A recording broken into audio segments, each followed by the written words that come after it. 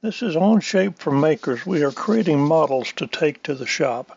Tonight's video is a little different. We're going to talk about ONSHAPE features, why they're important, how to use them to your advantage, and how to make them do a lot of the work that you don't have to do.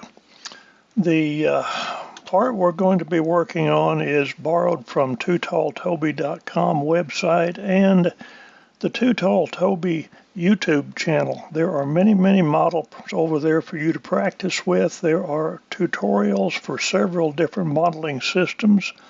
There is also a very nice high-speed modeling contest over there with people that are unbelievably fast to watch. It's a great place to go.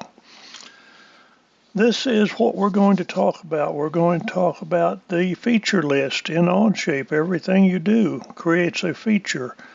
The features are dependent on each other. We will look at the dependency, how to determine who's dependent on what, and how to reorder them, add to them, delete them, and insert into the list to make things work so you don't have to do reworks. The part for tonight is the Too Tall Toby part from February 2024, I believe is when he put it out. It's a fairly simple part, which is what we want, because we don't want to fool with part. We want to fool with how to build parts and why ONSHAPE does some of the things it does. It's really nice what they do, but it's kind of hard sometimes to understand it. So let's go to ONSHAPE and get started. To make things easier tonight, I have taken this part and damaged it slightly and made it look like this part, which of course is not anything we want. But if you'll look, it has the boss, it has the slot, it has the fillets on it. It has pretty much everything on it. And if you look at the feature list, you will see where it has a body sketch and a body extrude, which is this. It has a body mirror, and the mirror creates half. Now, any feature that you see can be enabled or disabled simply by right-clicking and say suppress or unsuppress. If I suppress the mirror, then the mirror simply doesn't work anymore. The way this really works, this sidebar here, ONSHAPE has a little engine that runs in the back, and it watches this list and it executes these statements to build this GUI over here. The GUI is just a representation of what's here. These create that, not vice versa.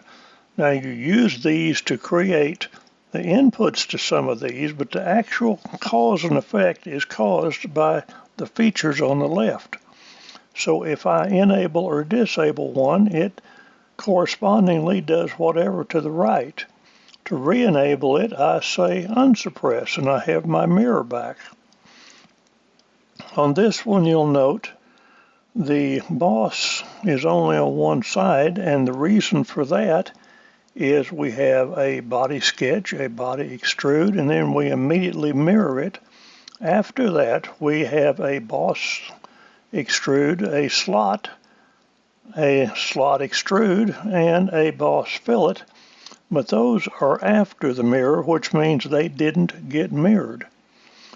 There are two ways to fix this. The one way would be to grab it and simply pull it up above the mirror, and we now have a boss.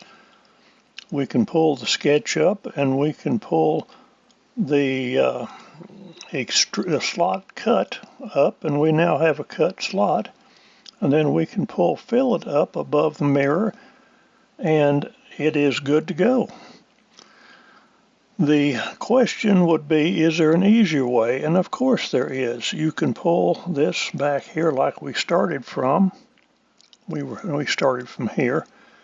And instead of moving one at a time, we can move the mirror down, and it just reorders the whole thing in one pull. These are dynamic, and the only restrictions are you have to do them in order. If you get a feature you don't want, you can simply right-click and say delete, and the feature will go away. You can also insert features, and if you will notice, there should be Like on this part, there should be a flat and a hole. This part does not have a flat and a hole. If I wanted to put the flat in before I did the body mirror, I can grab this bar called the rollback bar. If you're a programmer, it's a pointer to wherever you are. We can back it up to, I don't know, after the slot extrude, or maybe after, how about after the boss extrude? We can move it up to here, and we can turn on the sketch like we had. And we can select this sketch and we can go to remove, and that distance on that one, I've got to look it up, is 64. And I can make this cut, and yeah, that is good to go. And then I can drill a hole in it by going to the hole tool, selecting a mate, pull it over, catch the point right here, drill half a hole, and then when I pull the rollback bar down, you'll see where the extrude happens, you'll see where the fillet happens, you'll see where the body mirror happens, and suddenly I have a whole part. That allowed me to insert some part geometry construction in the middle of the feature tree without having to delete any of it. I can move up, do what I want to, and move the rollback bar back down and keep going.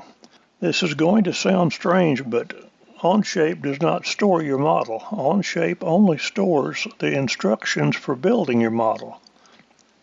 When you first start, you get the origin, you get these three planes, and you get blank space.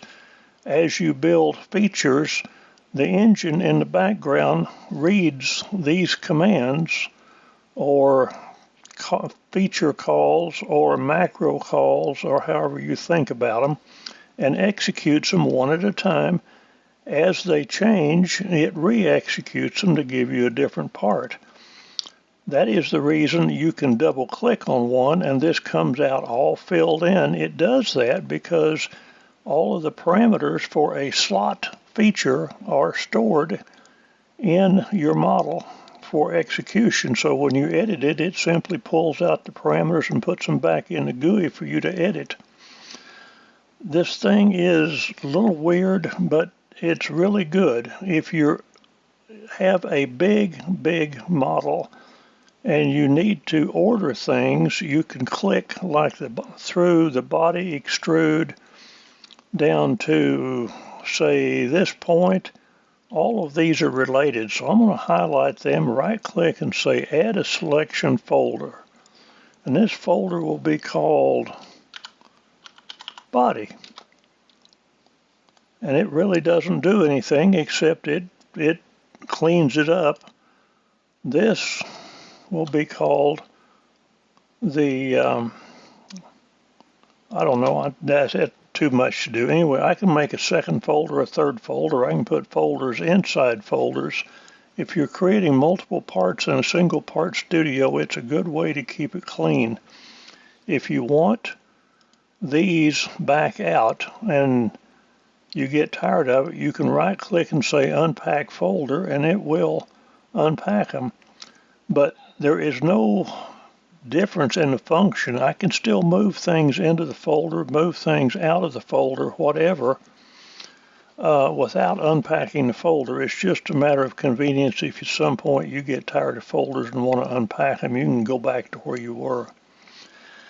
There's a whole lot to this. Oh, I was going to show you how to determine what the dependencies are. If you right click on a feature and you go to show dependencies, it will show you that the feature, which is the whole, is dependent upon the extrude, which this extrude is the one that cut it.